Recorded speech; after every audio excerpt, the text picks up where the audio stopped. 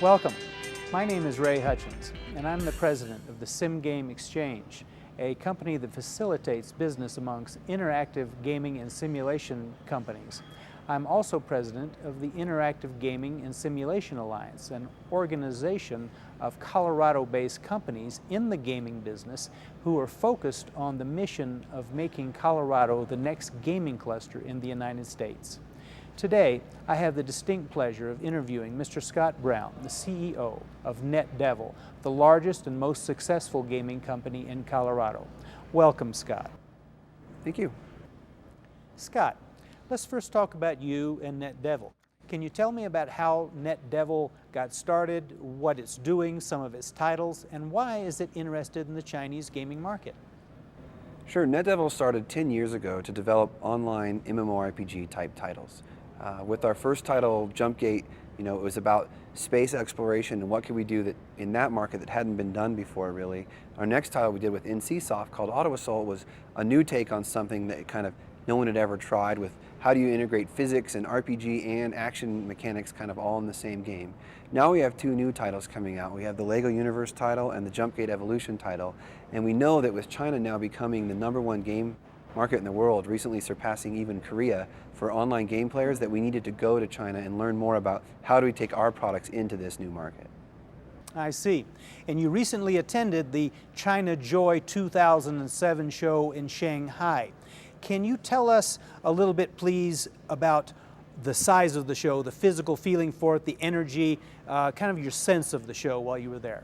Yeah, absolutely. ChinaJoy is now the world's largest gaming show, and it's amazing the amount of people and the energy there, as well as the amount of products being developed. It really was surprising when we got there to see just how much game development is actually happening in China. More than that, they're playing other people's games, they're creating games there as well. So, in a general sense, that was a very impressive show, and it was a very eye-opening experience to kind of visit the show. Scott, was there anything about the ChinaJoy show that impressed or even shocked you? What really impressed us about the show was the quality of work coming out of the sort of next generation of Chinese games. I think there's a kind of a stigma of like, well, Chinese games tend to look this way or play this way, but they really don't. And kind of the buzzword here in the US now is, oh, we should be doing casual games, the casual games market. They already get it. They already have a series of amazing casual games already running strong there, and I think we're going to see a lot of those casual games here in the next few years. What were the main cultural differences, do you think, Scott, between the US or Western markets and the Chinese video game market? I think that the big difference between the US and the Chinese game market in terms of the gamers is really, it's an impact of kind of how that market grew and where it came from. And so what's happened in China is that a lot of people don't have a ton of expendable income, and what they've learned is that video games are pretty cheap to play, and it's a very inexpensive way to spend a lot of time online. It's also very social. And so what's happened is originally the early gamers were kind of like in the US early gamers, very hardcore. They were playing the kind of hardcore type of games. Then as sort of the audience began to grow and female gamers came into the game market, like all other markets, the males all followed the females into whatever games they were playing, and now it's really exploded. And in the United States, we're hearing statistics that 39–40% of all gamers are female. What's your sense for in the Chinese market? I would think there's more female gamers as a percentage in China than I think even here in the US. That's interesting.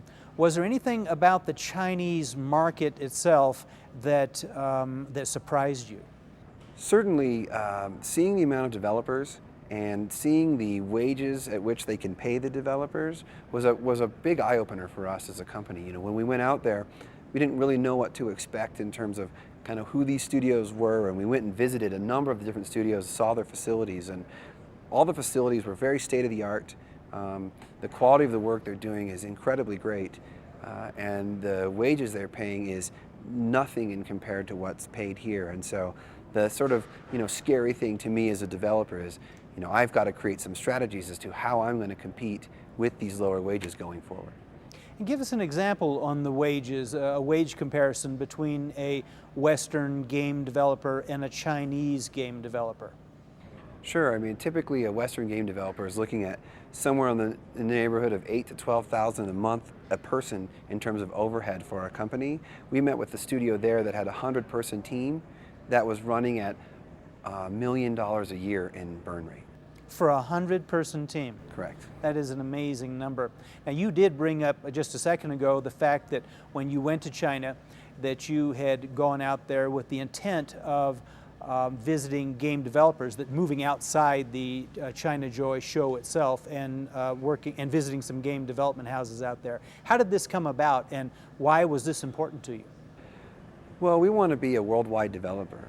You know, even though that we're in Colorado, a place that we love, it's not necessarily that's where our clients are. You know, we've always worked with companies from German to Asian, companies all over the world, and China really being the #1 market, we realized we had to get into there. But we knew that we didn't have the know-how of how to get there, and really we didn't even know how to get started to get in there, and that's kind of what drove us to put a plan in place that said we got to get out there and learn. When you started visiting these Chinese game development companies, when you went outside of the show itself, what were some of the things that struck you as challenges for a Western gaming company to deal with the Chinese market? Well, there's a lot of different ways you can work with these companies, and that was what was nice about visiting and actually getting to meet so many of them face to face. In some ways, their companies are very similar, but contractually there's different ways to approach how you work with one of these companies. The other thing that was a little bit scary about China is sort of the disregard of copyright law, and so how does that come into play? How do you protect yourself? There's a number of companies we visited who actively have created a clone of a game they've licensed from someone else and now released it themselves as their own title there. And that was something to us that was a little nerve-wracking, is so how do you protect yourself against that while you're working with these companies? Some companies are looking for a straight-up distribution deal, and they're starting to look into ways where they could become more involved earlier in the development process. But I think that's also something very new for the Chinese publisher. So they're used to seeing products finished. They're not used to seeing a product as like partially thought through or just a design document. And so that was also a learning curve of how do you present these things to these companies so that they can understand better where we are in our process. The other thing we found out is that it's also, even though it's this massive country, it's a very small circle of people who have a lot of influence throughout these companies. A lot of the people we've met were at the other company 6 months ago, or somewhere else just before that. And so we also learned that you have to be very smart about what you show and when you show it, because these different companies are, they're all going to talk to each other. And you got to make sure that you're not saying one thing to one group and something else to someone else. That'll really bite you.